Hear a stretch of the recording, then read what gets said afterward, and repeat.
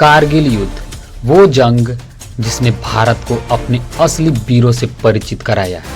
आज हम बात कर रहे हैं उस योद्धा की जिसने अपने प्राणों की आहुति देकर तिरंगा लहराया।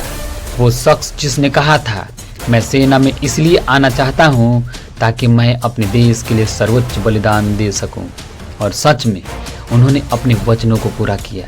ये कहानी है परमवीर चक्र विजेता कैप्टन मनोज पांडे। कैप्टन मनोज पांडे का जन्म 25 जून 1975 को उत्तर प्रदेश के सीतापुर जिले में हुआ। पिताजी शिक्षक थे और मां गृहिणी। बचपन से ही मनोज जिद्दी, अनुशासित और मेहनती थे। स्कूल में जब उनके दोस्तों से पूछा जाता, बड़े होकर क्या बनोगे, तो कोई डॉक्टर कहता, कोई इंजीनियर, लेकिन मनोज का जवाब हमेशा एक ही होता था, मैं सैनिक बनूंगा और देश की रक्षा करूंगा। वो खेलों में भी अव्वल थे और पढ़ाई में भी तेज।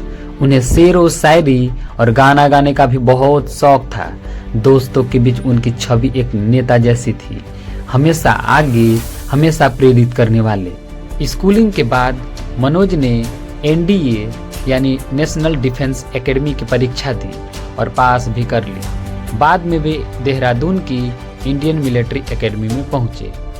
इंडियन मिलिट्री एकेडमी में उनका आत्मविश्वास इतना जबरदस्त था कि जब इंटरव्यू में उनसे सवाल पूछा गया, तुम्हें आर्मी ज्वाइन क्यों करनी है, तो उन्होंने मुस्कुराते हुए जवाब दिया, ताकि मैं अपने देश के लिए सर्वोच्च बलिदान दे सकूं। ये सुनकर वहां मौजूद अफसर भी दंग रह गए।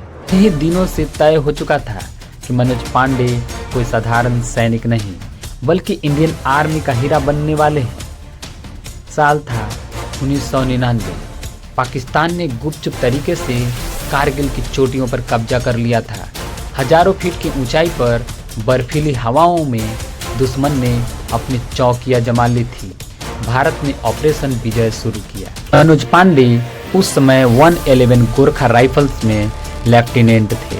उनकी यूनिट को दुश्मन से खालूबार पोस्ट और जुबार टॉप वापस लेना था और यह सबसे कठिन मिशन था। दुश्मन ऊपर थे, भारतीय जवान नीचे, लेकिन गोरखा रेजिमेंट का नारा था, जय महाकाली आयोग गोरखा वाली।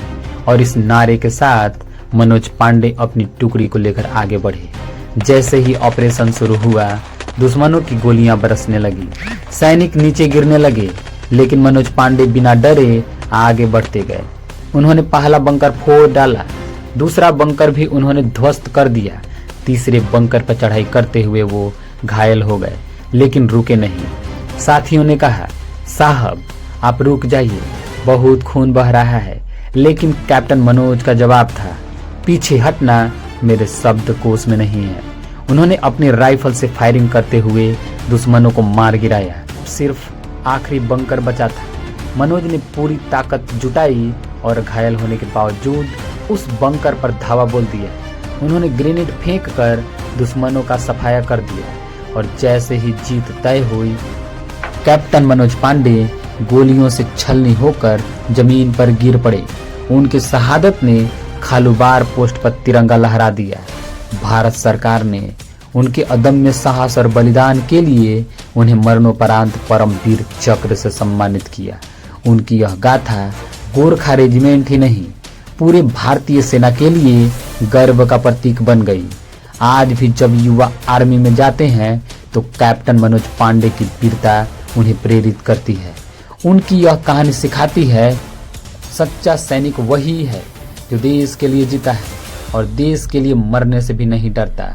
भारत माँ के इस वीर सपूत को हमारा सत सत नमन। कैप्टन मनोज पांडे अमर रहें। अगर आप भी इस महान सपूत को श्रद्धांजलि देना चाहते हैं तो कमेंट बॉक्स में लिखिए, जय हिंद, जय भारत। और इस वीडियो को ज़्यादा से ज़्यादा शेयर करिए ताकि हर भारतीय को पता चले कि हमारे सैनिक हमारे लिए क्या बलिदान देते हैं।